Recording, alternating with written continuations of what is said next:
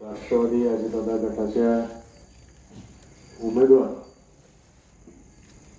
Advocate रास्ते आणि रणजित भैया देशमुख वहिनी जावेद भाई या सगळ्यांच्या प्रचाराच्या निमित्तानं आज वैशालीताई गायकवाड या सगळ्यांच्या प्रचाराच्या निमित्तानं आज आपल्यासमोर आम्ही उभं आहे।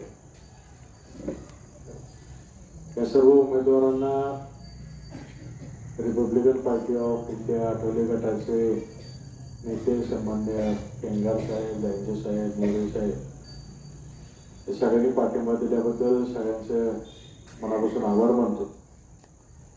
खरं म्हणजे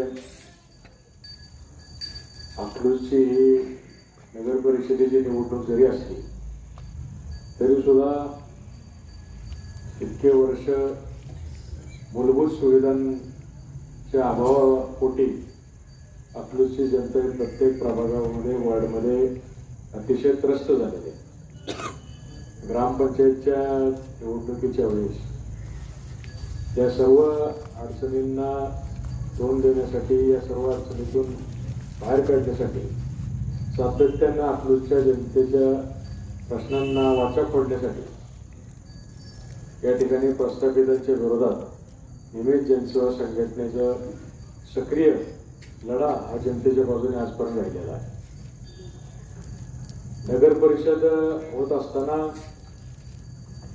जे मूलभूत सुविधा आपल्याला पाहिजे, रस्त्याचे विषय आहे, गटरांचे विषय आहे, शौचालयांचे विषय आहे, अजून सुद्धा आपल्या अकलूजमध्ये बऱ्याच लोकांना आधार कार्ड मिळत नाही, त्याच्यावर धान्य मिळत नाही, अशा अनेक समस्यांना जर सोडवायच्या असतील तर मला वाटतं अजितदादांसारखा खमक्या नेता ज्याला विकासाची दिशा आणि विकासाच्या मुद्द्यावर जे नेत्याचा नेहमीच एक मनमोकळे स्वभाव आणि सहकार्य विकासासाठी असते, अशा अजितदादांच्या हात बळकट करण्यासाठी या सर्व उमेदवारांचं चिन्ह आहे घड्याळ, त्या घड्याळासमोरील बटन दाबून त्यांना विजयी करावं हे विनंती आणि आवाहन करण्यासाठी आज आम्ही आपल्यासमोर उपस्थित आहे। या निवडणुकीमध्ये 3 पॅनल आहेत। दुसरे दोन्ही पॅनलला आजपर्यंत नेहमी सत्ता या अकलूजच्या जनतेने दिलेली आहे। मागच्या 5 वर्षाच्या काळामध्ये भाजपचे 2 आमदार त्या तालुक्यामध्ये सक्रियपणे सत्तेमध्ये काम करत असताना देखील अकलूजच्या जनतेकडे दुर्लक्ष करण्याचं पाप या ठिकाणी झालेलं आपल्याला पाहायला मिळतं। आणि आज आपण पाहतोय की प्रचाराच्या निमित्ताने हीच मंडळी अकलूजच्या जनतेला आवाहन करतायत की आम्हाला सत्ता द्या, आम्ही या ठिकाणी विकास करू। मला आवर्जून जनतेला सांगायचं की पुढच्या वेळेस ही मंडळी परत आल्यावर तुम्ही त्यांना जाब विचारला पाहिजे की मागच्या वेळेस आम्ही याच अशा बोलथापांना बळी पडून तुम्हाला या ठिकाणी अकलूजची सत्ता त्या ठिकाणी दिली होती। अकलूजची आमदारकी या अकलूजच्या जनतेनं अशा खोट्या बोलथापांना बळी पडून त्या ठिकाणी आमदारकी ही भाजपच्या ओटीमध्ये टाकली होती। पण काय झालं, गेल्या 5 वर्षामध्ये भाजपचे माजी आमदार सन्माननीय रामभाऊजी सातपुते साहेब अकलूजकडे फिरकले सुद्धा। आणि आज आम्ही ऐकतोय प्रचार सभेच्या माध्यमातून अकलूजमध्ये दहशत होती, अकलूजमध्ये विकास कार्याचा अभाव आहे, अशा अनेक मुद्दे त्यांनी त्या ठिकाणी मांडले।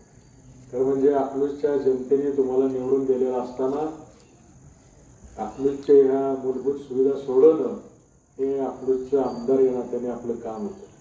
पण आपण सोयीनुसार त्या ठिकाणी दुर्लक्ष केलं आणि अकलूजच्या जनतेला सत्तेमध्ये असताना वाईट टाकायचं काम, हे पाप या ठिकाणी आपण केलं ना। आज खऱ्या अर्थाने आपल्याला हक्क नाही अकलूजच्या जनतेला आज मतं मागण्याचा।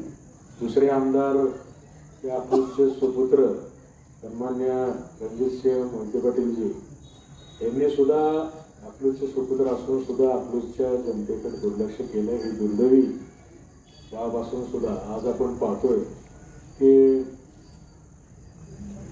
सातत्यानं ज्यांच्या हातात ग्रामपंचायत आहे, आज तीच लोक सुद्धा परत म्हणतात आम्ही अकलूजचा विकास करू. देशाला स्वातंत्र्य मिळाल्यापासून अकलूजची ग्रामपंचायत मोहिते पाटलांच्या ताब्यात. आज गेले 15 वर्ष आपण पाहतोय की मोहिते पाटील कुटुंबातलं कोणी ना कोणी जर अकलूजचं सरपंच नाही तर उपसरपंच या पदावर विराजमान आहे. असं असताना देखील या अकलूजच्या जनतेच्या प्रश्न अजून सुद्धा मूलभूत प्रश्नांसाठी झगडावं लागतंय. ही दुर्दैवी स्थिती अकलूजमध्ये प्रत्येक प्रभागामध्ये प्रत्येक वॉर्डमध्ये आपल्याला पाहिलं आहे. त्यामुळे जर सत्ता असताना आपण काही करू शकला नाही तर आज तर आपण विरोधी पक्षामध्ये बसलेला आहोत. विरोधी पक्षामध्ये आपण अकलूजच्या विकासासाठी लागणारा कोट्यावधी रुपयाचा निधी कसा आणणार याचं खरं पहिलं उत्तर आपण या ठिकाणी अकलूजच्या जनतेला दिलं पाहिजे. आज आम्ही जसं ठामपणे सांगतोय की आमचे नेते आदरणीय अजितदादा पवार साहेब हे या देशाचे या राज्याचे अर्थमंत्री आहेत, उपमुख्यमंत्री आहेत आणि त्यामुळे आम्हाला खात्री आहे की अजितदादांच्या नेतृत्वाखाली काम करत असताना अकलूजला जनतेचे जे प्रत्येक प्रभागात मूलभूत प्रश्नांसाठी जो निधी लागणार आहे तो अतिशय मोठ्या प्रमाणात सगळ्या हाताने अजितदादा आम्हाला त्या ठिकाणी निधी उपलब्ध करून देतो. अजितदादांची ख्याती आपल्या सगळ्यांना माहिती आहे. शब्द पाळणारा नेता म्हणून अजितदादांची एक ओळख आहे. विकासाच्या कामांसाठी नेहमीच अजितदादा सक्रिय होऊन त्या ठिकाणी प्रश्न सोडवण्यासाठी वेळ देतात. अशा नेत्याच्या शब्दावर विश्वास ठेवून आम्ही या घड्याळ चिन्ह समोरील बटन दाबून या उमेदवारांना विजयी करून अजितदादांच्या माध्यमातून विकासाची गंगा परत एकदा अकलूजच्या नगरीमध्ये आणण्यासाठी आपल्याला आवाहन करण्यात येऊ. तसं विरोधकांकडे एकतर विरोधी पक्षातले नेते, विरोधी पक्षाची काय अवस्था आहे हे स्वतःच त्यांनी अनेक वेळा अर्ज देऊन सांगितले, अधिकारी आमचा ऐकत नाही, निधी आम्हाला मिळत नाही. अशा परिस्थितीमध्ये अकलूजसाठी निधी तुम्ही कसा आणणार हा खराब प्रश्न आहे. आणि दुसरं पॅनल आहे भाजपचं. भाजपला सुद्धा आमचं आव्हान आहे की तुम्हाला सत्ता या ठिकाणी दिलेली असताना सुद्धा तुम्ही अकलूजच्या जनतेकडे पाठ फिरवली आणि आज तुम्ही आम्हाला या ठिकाणी परत एकदा खोटं आश्वासन देता की या ठिकाणी आम्ही सत्तेच्या माध्यमातून अकलूजच्या जनतेच्या विकासासाठी पैसे आणू. त्यामुळे माझे जनतेला आव्हान आहे की यांच्या भूलथापांना आपण बळी न पडता घड्याळासमोरील बटन दाबून नगराध्यक्षाच्या उमेदवार ॲडव्होकेट देवयानी रास्ते आणि नगरसेवकसाठी उभे असलेले उमेदवारांच्या समोरील घड्याळ बटन दाबून त्या उमेदवारांना प्रचंड मताने निवडून द्यावं एवढंच विनंती आव्हान या ठिकाणी आपल्या सर्व नागरिकांना करतो आणि शब्द संपतो. जय हिंद.